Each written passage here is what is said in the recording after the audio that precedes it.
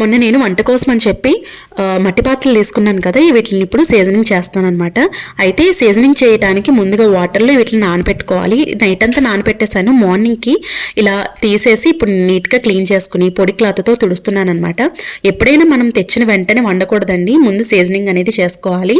ఇలా సీజనింగ్ చేసుకోవటం వల్ల మట్టి పాత్రలు గట్టిగా ఉంటే మనం ఎక్కువ కాలం కూడా వాడుకోవచ్చు.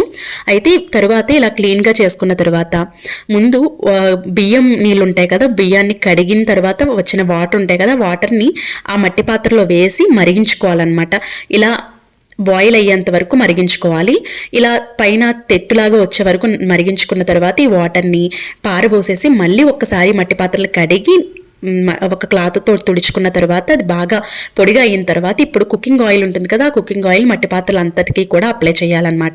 ఇలా అప్లై చేసి ఎండలో పెట్టుకుని మీరు వంటకి ఉపయోగించుకుంటే చాలా బాగా ఉపయోగించుకోవచ్చు. వీడియో నచ్చితే లైక్ చేయండి.